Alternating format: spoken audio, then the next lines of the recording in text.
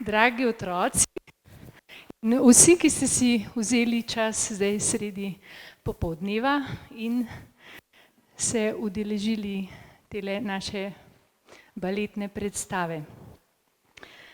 Zvezdica Zaspanka. Na odru bodo nastopili baletni plesalci in plesalke iz naše glasbene šole, ki domuje tukaj čisto blizu, v sosednji stavbi.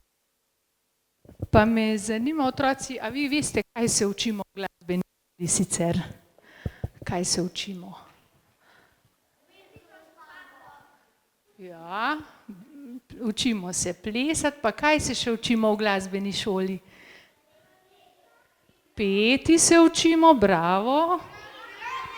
Seveda, tudi igrati na inštrumente.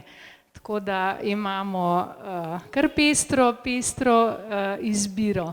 Lahko igramo klavir, violino, kitaro, pa še kaj bi se našlo. Potem se nam bodo pridružili tudi plesalci iz osnovne šole Alojzija Šuštarja, 2 oddelka, in pa še 3 solistke iz glasbene šole Velenje, tako da jih vse prisrčno pozdravljam. Vsi so se zdaj že celo leto trudili, da bi vam prikazali en čaroben trenutek, vas popeljali v svet plesa. In se že na mestu zahvaljujem mentorici Maji Ponebšek in pa gospe Mojci Sečkar, ki uči ples v osnovni šoli. Zdaj vas pa povabim, da res otroci in vsi ostali odprete svoje oči, svoje ušesa in se prepustite glasbi in plesu. Kajti prišli bomo, sicer je še dan, ni noč, ne, ampak vseeno se bomo poskusili potopiti v svet zvezdic, ki ponoči svetijo na nebu in skrbijo, da mi lahko lepo spimo. In naša zgodba govori o zvezdici Zaspanki. To je bila najmlajša, najbolj sanjava zvezdica, ki je rada zaspala svojo službo. In tako je povzročila celo zmešnjavo na zemlji, ker otroci niso mogli spati, mornarji so se izgubili, pesniki pa tudi niso našli svojih rim. Ampak bila je zelo pogumna in dobra po srcu. In ko je šla na zemljo, se je naučila veliko o prijateljstvu, dobroti in pa tudi o tem, kako spremeniti najtrši kamen v najbolj mehko srce. Tako da želim vam res lepo doživetje.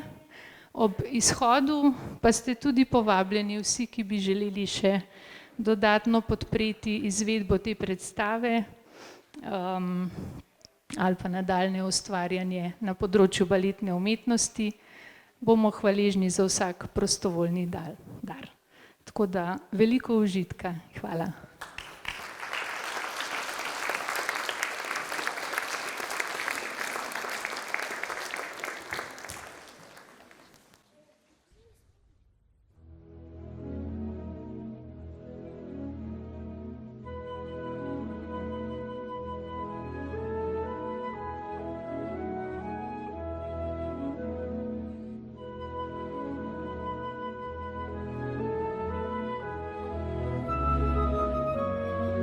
Ko se zvečer odpravljamo spat, se na nebu prebudijo zvezde. Umijejo si svetla lica, si počešejo srebrne lase in zasijejo vsaka na svojem mestu. Vso noč svetijo ljudem.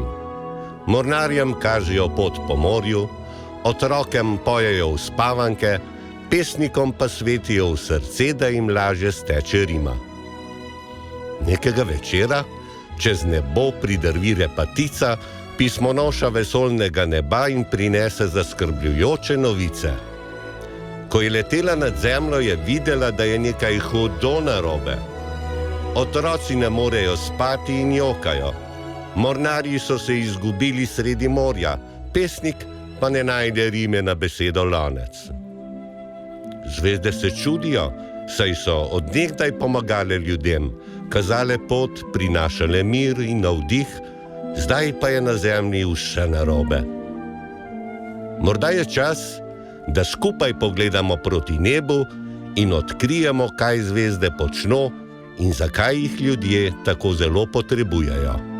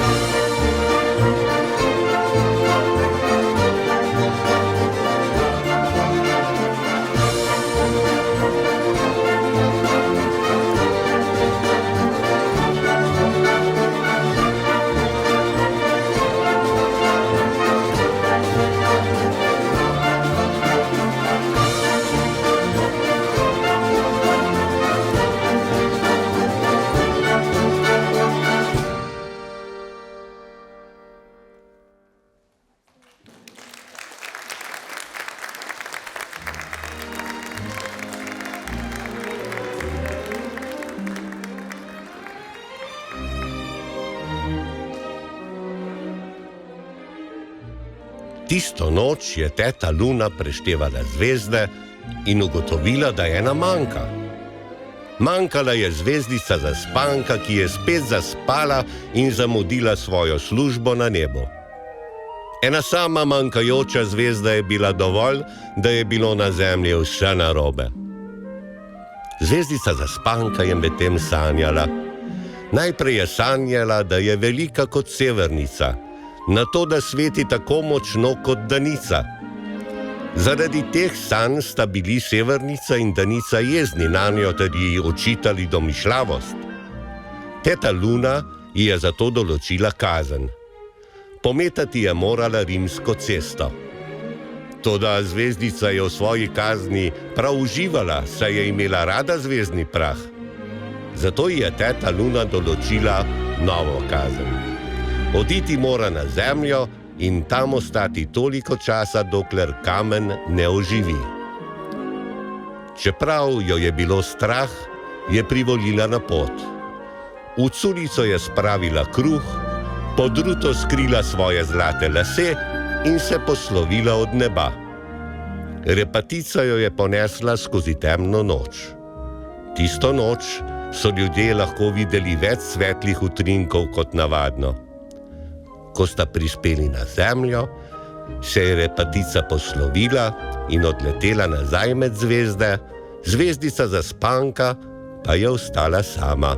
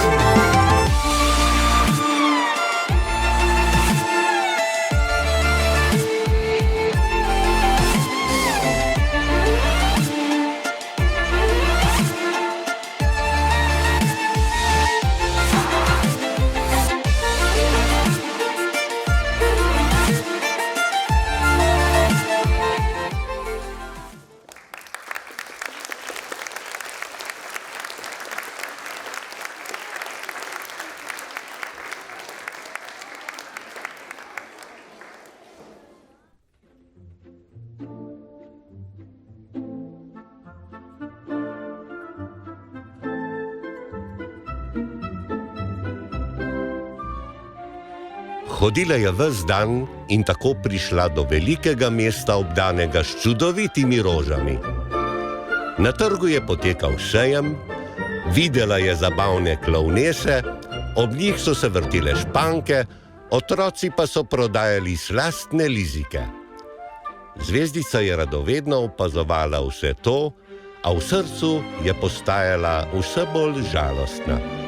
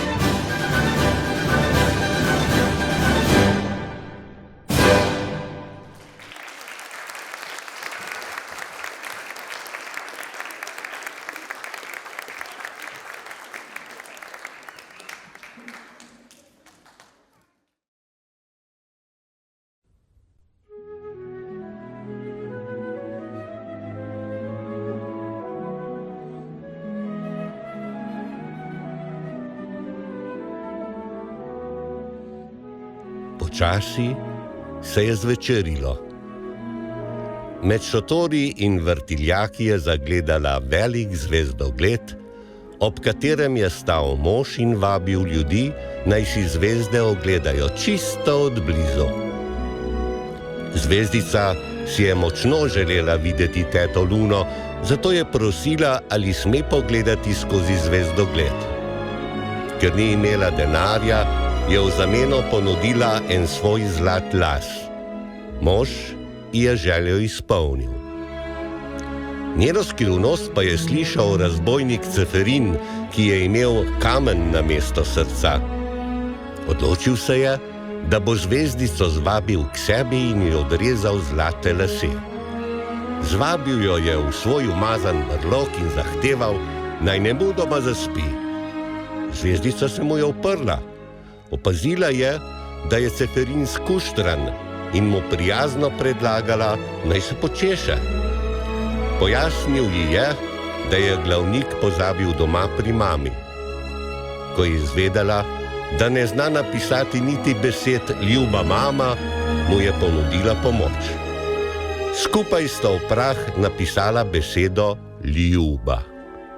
Takrat se je zgodil čudež. V Ceferinovih prsih je začelo biti srce. Kamen je izginil. Odločil se je, da se bo vrnil k mami in ne bo več razbojnik. Po zvezdico je prišla repatica in jo odpeljala nazaj na nebo. Luna je bila vesela, ker je bila spet med zvezdami, Ceferin pa je postal dober človek. Zvezdica zaspanka spet sveti na nebu in na zemlji je vse tako, kot mora biti.